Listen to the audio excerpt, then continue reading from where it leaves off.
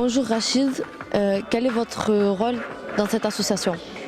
Moi, je suis vice-président depuis la création de l'association en 1992. D'accord. Pourquoi l'image de Che Guevara? Pourquoi le Che Guevara? Parce que pendant des années, de 87 à 89, on a combattu le fascisme aussi bien dans le stade que dans tous les autres stades en France. Et vu qu'ils avaient comme effigie Adolf Hitler, nous, pour se dissocier de eux et pour leur montrer qu'on était le contraire de eux, on a sorti le Che Guevara en 89. D'accord. Donc en fait, ce club, il a vraiment été monté contre le fascisme en fait. En fait, c'est ça. Les Winners se sont créés du fait que déjà dans le stade Vélodrome, comme dans Marseille, parce qu'en fait on a combattu le fascisme aussi bien dans le stade comme à l'extérieur du stade pendant des années.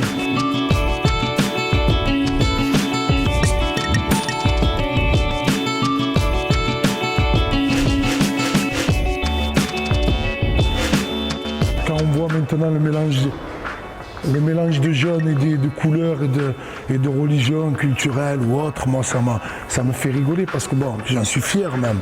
Parce que je peux me dire que j'ai œuvré dans la ville comme dans le stade contre le fascisme en tout point, du fait qu'au virage sud, j'étais le seul arabe. Voilà. Le jour où j'y ai mis un pied, j'ai compris que j'avais un combat à mener. Qui c'est qui a créé l'association? L'association, c'est des jeunes du 2e et du 3e arrondissement. Ils étaient 6 ou 7, ils ont créé cette association. En fait, ils ont créé le groupe en 1987. Et par la suite, je suis venu renforcer les rangs des jeunes de Victor Hugo. Voilà.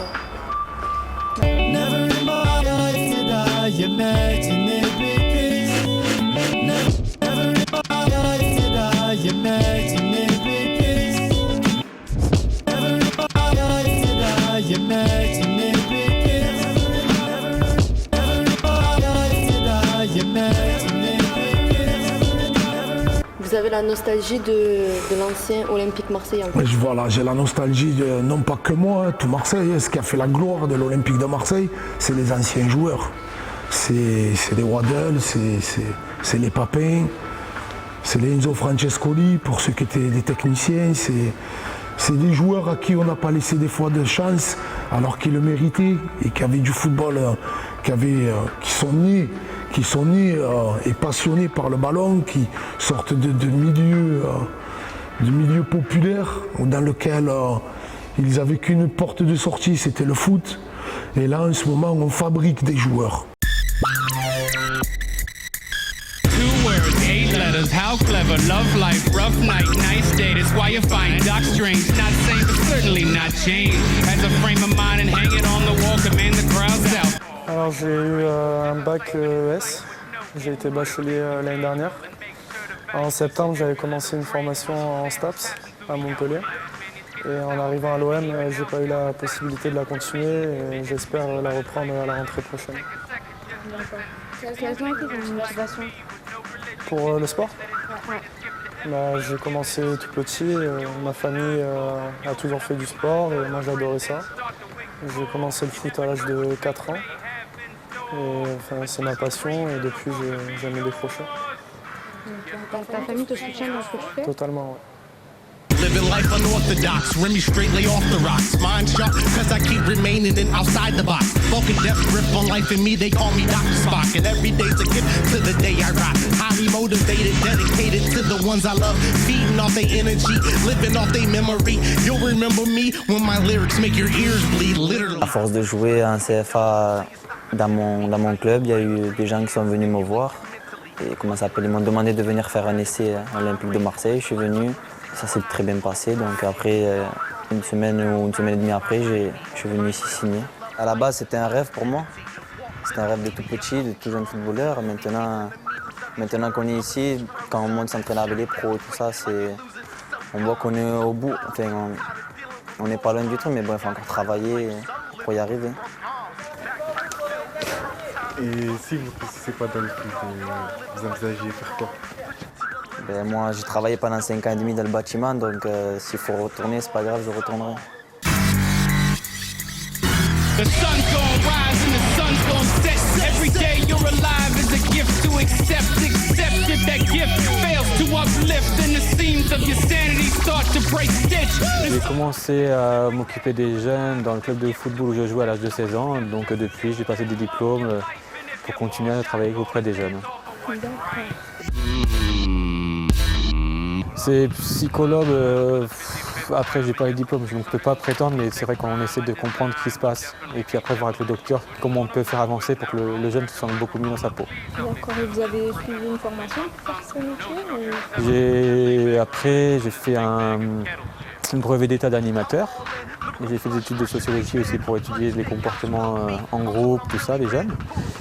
Mais après, j'ai pas fait de formation de psychologue. Et vous envisagez continuer dans ce domaine Là, actuellement, je fais une formation qui est une formation de moniteur éducateur. Donc, c'est pour vraiment continuer après pour être éducateur spécialisé.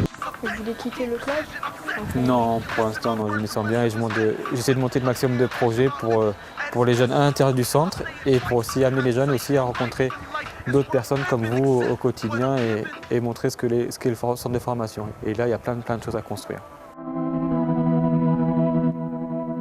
So let's work. You can vibe if you wanna, if you ride if you wanna get high. I think I'm gonna get a little dirty Tijuana, but I flow like tequila rose on a Friday night in the middle of the summer, and that's cool 'cause Rome's in the middle of a come up. Giant when I'm writing no Denzel, but I bet damn well you'll remember this Titan brainstorming while spitting out lightning in rare form. Then your ear, I'll be there for 'em. Unforgettable, better yet stupendous, impeccable, tremendous, kinda like Tyson before Robin Givens or Jordan with the Wizards. My words, they so vivid. These are words to live by, they just happen to have rhythm. You can listen or get left behind. I got a left lane mind framed by design. I'm out. One step closer to my destiny. I'm about to hit them with something that they remember me.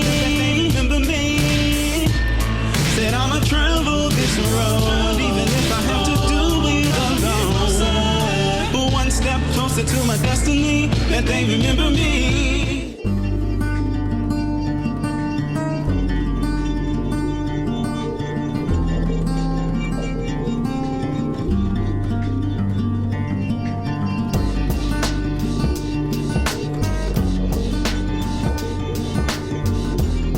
Alors je m'appelle Aurélien Alexis, j'ai 28 ans, je suis né à Marseille, je vis à Marseille. Je suis ici donc au magasin Adidas depuis avril 2009. J'entame donc ma bientôt 6e année quasiment. C'est quoi votre poste ici à Adidas? Alors ici je suis ce qu'on appelle Advanced Retail Professionnel, donc ARP le diminutif. Pour te donner une ordre d'idée, c'est un petit peu assistant responsable ou vendeur évolutif ou premier vendeur selon les magasins. En tout cas c'est un poste qui permet d'évoluer en tant que vendeur et passer en tant que manager étant vendeur précédemment. Je pourrais être footballeur professionnel, j'ai un petit peu, comme je pense beaucoup de sportifs de haut niveau, focalisé là-dessus. Ce qui fait que quand j'étais plus jeune et quand j'ai fait ma formation, j'ai pas vraiment cherché une autre possibilité derrière. En revanche, j'ai toujours gardé mes études en parallèle, sur lesquelles j'ai vraiment insisté. Donc j'ai eu mon bac, j'ai eu la chance de passer mon bac avec 1 an d'avance, parce qu'il faut savoir que sur un cursus de sportif de haut niveau, on passe le bac en 4 ans et pas en 3 ans. Je l'ai présenté en candidature libre, je l'ai eu, ce qui m'a permis d'avoir quand même un support au cas où, voilà, le foot c'est bien beau, mais moi, mon cas, c'est les blessures, une fin de contrat qui a fait que je n'ai pas réussi. Ce qui fait que donc derrière, il faut pouvoir rebondir. Moi, j'ai décidé d'arrêter le sport de haut niveau. J'ai décidé de me lancer dans la vie active. Mon bac m'a quand même aidé parce que j'avais quand même un support, quoi, voilà.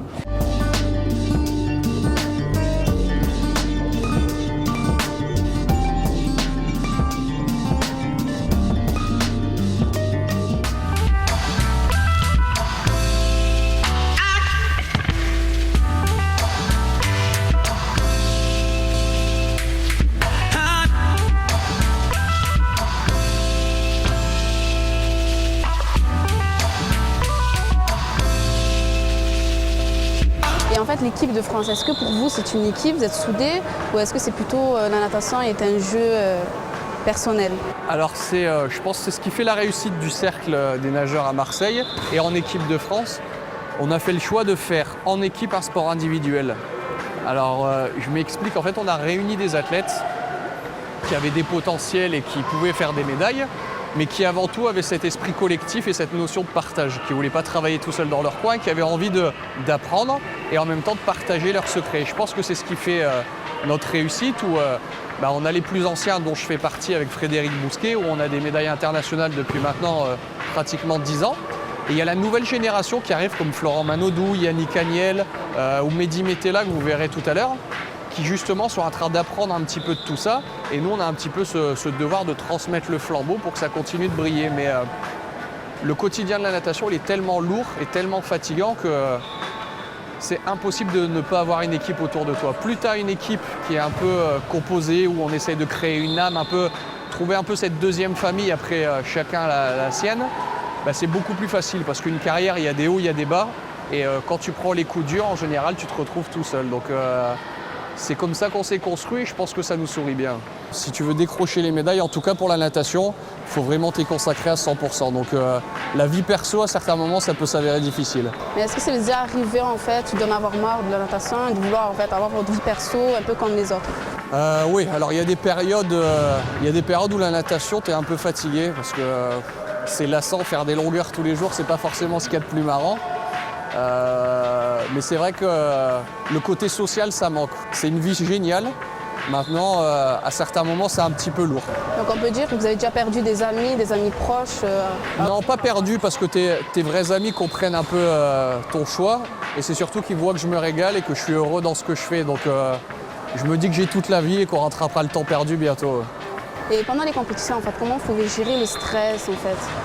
Alors le stress, il se gère de plusieurs manières. Alors tu as une carrière, en général, ça se rapproche de 10 ans.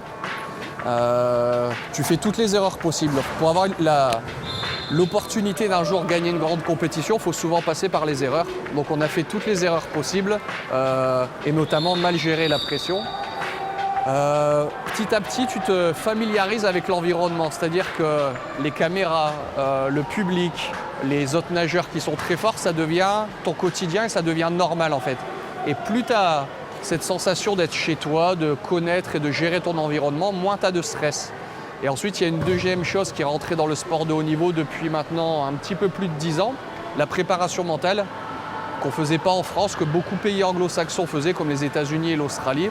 Et aujourd'hui, nous, dans le staff, on a 6 entraîneurs en tout, plus un préparateur mental. Donc une fois par semaine ou une fois tous les 2 semaines, on travaille avec sur de la visualisation mentale sur des courses, gérer la pression, préparer un petit peu tous les cas qui vont pouvoir se passer sur la semaine. Je vais mal nager, je vais bien nager, je vais moyennement bien nager. Et comme ça, tu te familiarises un petit peu avec tout ce qui peut se passer. Et il n'y a pas de surprise en fait. On essaye de contrôler tout ce qui est contrôlable.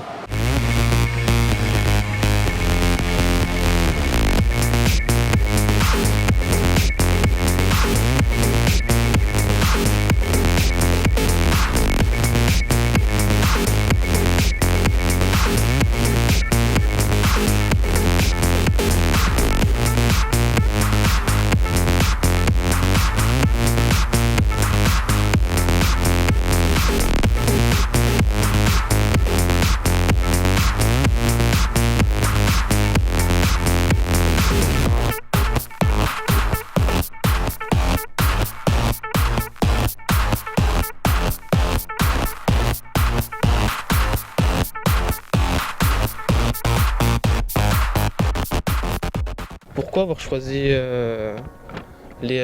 être médecin dans les équipes de sport? Pourquoi pas dans les médecins généraux? Parce que je suis sportif à la base, j'ai fait pas mal de football et j'ai toujours voulu combiner à la fois ma passion du sport et mon métier, ce que je fais actuellement. Vous le faites depuis quand? Alors ça fait quelques années maintenant, ça fait vraiment 10 ans que j'exerce et 10 ans que je suis dans le milieu du sport, du football en particulier. Toujours au niveau médical et avant ça j'ai été dans le milieu sportif pur et maintenant je gravite toujours autour du football mais par le biais médical. Parce que l'idée globale que j'essaye de suivre, c'est avoir un métier certes parce qu'il faut gagner sa vie, c'est normal, mais se faire plaisir, c'est-à-dire que par le biais de la médecine, par le biais du sport, vivre des moments, rencontrer des gens, moi ça m'a permis mon métier de médecin du sport avec les équipes, de rencontrer des gens extraordinaires dans des milieux complètement différents. Et je crois que c'est vraiment ça qui me guide, quoi. Voilà.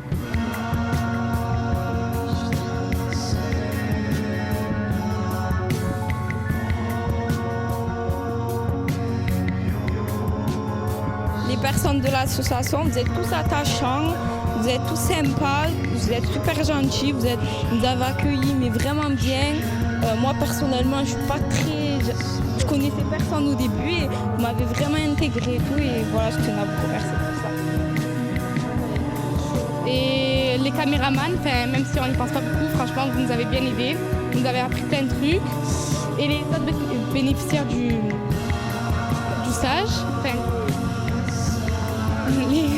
voilà les gens. Et les célébrités sportives, on en a rencontré pas mal.